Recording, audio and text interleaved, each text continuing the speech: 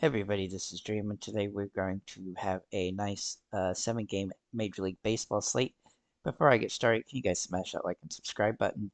Really helps the channel a lot. We do have two games that have high totals, and everybody else is in the same range here. The Texas-Colorado has a 10.5 run total, and the Dodgers-San Diego game has a 9-run total. With that said, we do have some pitchers we like, but it's gonna be tough today, as there are some not there's not a lot of value on this slate when it comes to pitchers or to the bats for that matter. Excuse me. Anyhow, let's go ahead and get into the slate with the pitchers here. So our top two guys are going to be Peralta and Lodolo. Now Peralta has been on suspension, so it looks like he'll be in for this game. Um, but we'll have to wait and see here. Um, It doesn't necessarily look like he's going to play, but I'm not sure. So if he is in, then he'll be in play. But if not, then we'll have to wait and see who uh, is the starter there. I'm not exactly sure what's going to happen with that. But if he does play, he's got the best strikeout rate on the slate, and that would give him a lot of potential today. Lodolo is a good play here for Cincinnati against San Francisco. He has a high strikeout rate. He's been pretty solid so far this season. He has been inconsistent, but he has some good games as well, and he has an extremely high ceiling, especially in a pitcher's park. He doesn't have the best earned run potential today, but he is in a solid spot, though he is fairly expensive.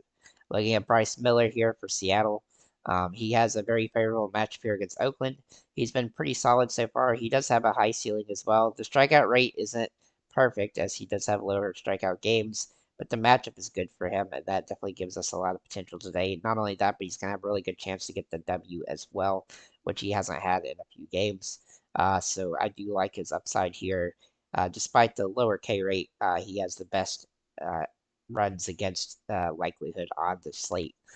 So he is one of the guys that I do like quite a bit here. His price is pretty fair. Cole Reagans for Kansas City also looks really interesting today against the Angels. Now, the his price is higher than I'd like it to be, but the Angels, without Trout, they don't have much that can do a ton. They do have a couple bats that are pretty good. He's been pretty solid so far this season. His strikeout rate is good as well, and the Angels do tend to strike out, so I do think he's going to have a lot of potential here, and that makes him a pretty solid play. And he's under 10K, even though he's a little bit more expensive. I like him to be. He's definitely a viable option here. McKenzie for Cleveland also in play today. Now, this is a good situation for him against the White Sox, who are absolutely terrible. He has faced a pretty tough schedule so far, but he doesn't have the high ceiling that some of the other guys that I've already mentioned has, because he's got the lowest K rate my favorite plays. But that said, he can still put up a decent fantasy day, and he's a little bit less expensive than the other guys. So uh, right now, though, I am leaning towards Reagans and Miller, the top guys. There's not a ton of or top plays basically based on price and everything else, but there's not a lot of value plays other than maybe Heaney for Texas. Now he has the tough matchup here against Colorado, and Colorado looks really solid today. He doesn't have the highest of ceilings either, but he doesn't tend to. He does tend to have a decent K rate, is what I'm trying to say. So that can usually help you here. He's dirt cheap at $6,300. He's cheaper than I thought he would be but it's possibly because he's in Colorado today. So it's very high risk. He's what you would call a Hail Mary at pitcher. If you're trying to pay up some positions and you just got to find ways to save money, then he can be the best option when it comes to the value pitchers. But I'm avoiding him for the most part. I might make one or two lineups with him out of like 15, but I don't like him much. Just he's the only guy that's sub, $9,000 at this, or $8,500, sorry, at this position. That's worth even taking a look at. Anyhow, let's move into our catchers here. So we are going to start with Salvador Perez for Kansas City. Now he can play for first base as well, but he's been really solid, and the metrics are really off the charts today for him. He's going to be hard to roster at that price point, but he is in play. Cal Raleigh is the best play at the position at $3,800. He's been up and down throughout the season. He has a lot of home run potential, though, and he's been managing to score decent fantasy points in several games lately, so he does have a good potential. He's a little bit cheaper than he has been, and Seattle is definitely a team that does have some potential today as a top tier stackable team. And so I do think he's going to be my de facto catcher as long as I can afford to put him in there. But for most of my lineups, with a few exceptions, I do have a couple value plays though at this position that we can look at. Patrick Bailey for San Francisco. It looks like he'll be back today. If he is, then he would be somebody I would look at as a to consider here. He's coming off a concussion, but he definitely looks like he's got good metrics today. And then Bo Naylor for Cleveland, he's just a contrarian play off of Cal Raleigh. Now he has not hit the ball particularly great this season, but he does draw good metrics today. Maybe into first base, Otani and Freddie Freeman are going to be the top tier guys here as they are extremely expensive, but they do have a lot of upside. Josh Naylor is also a viable option. All three of these guys have a ton of upside today, though they are very expensive. The cheapest guy that I like quite a bit here is Nate Lowe. He has only hit one home run so far, but he has hit the ball extremely well, and he's scoring fantasy points in a lot of different ways. I do like his potential today, as he's the cheapest first baseman that I like, though he's going to be somewhat hard to roster. That position is rough outside of those guys. Looking at second base, Marcus Semien is top overall guy for Texas. Obviously, he's going to be extremely difficult to roster at this price point, but he has hit the ball very well and has home run potential here. But I do love Xander Bogaerts here for San Diego at $3,700. San Diego is going to be a team that's going to help you pay down for some guys so that you can fit in other dudes. He has some good metrics for this game. He's one of my favorite plays at this position. A couple other guys that you can consider at second base are Brendan Rodgers for Colorado. I think he's nice and cheap today, and he does draw good metrics for this game. Like most guys from Colorado, he is better at home than on the road, and that's going to have him some opportunity today. Polanco is also kind of a GPP play for Seattle if you want to go contrarian. He has not hit the ball very well, but when he does hit the ball some, he usually gets some decent amount of fantasy points. So maybe at the third base, we'll start with Manny Machado at $4,800. He's actually a little bit underpriced from what I expected him today, so I do like his price point, but it's not the perfect matchup, but it's okay, and he does have good metrics for it. Um, Matt Chapman is also in play for San Francisco, though I do like the pitcher for Cincinnati. He's a good one-off for San Francisco Giants, as he does draw good metrics for this game. And then Miguel Garcia for Kansas City also in play today, though he's fairly expensive for his potential on the slate. My value play at this position, and he's doesn't jump off the page as a great value play, but he is here. Let's see, I can't type. Is Josh Smith from Texas? He can play third base or shortstop, but he's much better suited here at third. He's overpriced, but he's hit the ball pretty well recently, and that does give him some good metrics here. Next at shortstop, we do like Corey Seager the best at this position, though he's very expensive. He has not hit the ball as good as we'd hope, but he's really starting to turn it on lately, so he does draw good potential here. Bobby Witt Jr. also in play here, as he does have that stolen base potential and has been hitting the ball extremely well. He's really started the season on fire. And then Ella De La Cruz, who just has all sorts of opportunities to get stolen bases.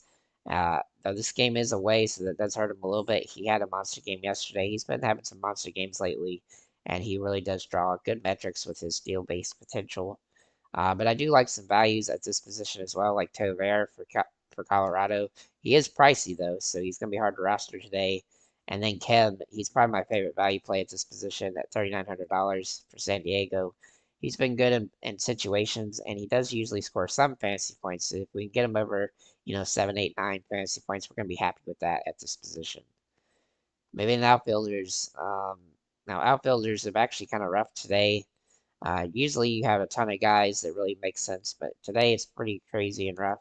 Otani is the top overall guy, along with Adolis Garcia, and then also Tatis Jr. I do think that Evan Carter, though he's a little bit overpriced, is in play, as is Yelich, who's also pricey today. But some value plays here. Jake Fraley for Cincinnati. The Cincinnati guys actually look decent today. So Fraley and Benson both have good upside, and they're both cheap enough. Blanco is one of the best value plays at just $3,100 for Kansas City. He's just dirt cheap, and he's going to be somebody you're going to have to try to roster probably to help you pay up for other positions. Tavares for Texas also looks really solid, and then Bochard for Colorado looks like another value play, a contrarian value play, but he's a viable option. I do have a couple sub 3,000 plays. Manzado for Cleveland, he's a first baseman here. He does look like he's going to have some opportunity today to have a solid game, so he's definitely somebody I would consider at this position being dirt cheap. If you stack a team up and they don't have a first baseman, a good way to help save some money is to get him in there, assuming he draws a start today. And then Seth Brown is the other value play that I think is okay, though he's kind of a boomer bust play. He's a Hail Mary option, but he's dirt cheap, and so he definitely gives him some potential. There's not, unlike yesterday that had like 15 guys under $3,000 that looked really solid. We only have two today, so it's going to be a pretty rough slate and hard to set those up. Let's look at our stacks today because we have some really good stacks on this one. So for Texas, we have that's top of our stack. We have, and they're in Colorado, obviously. We got Simeon Garcia, one of these two, and then Seager, Carter, Lowe, and then either Tavares or Smith.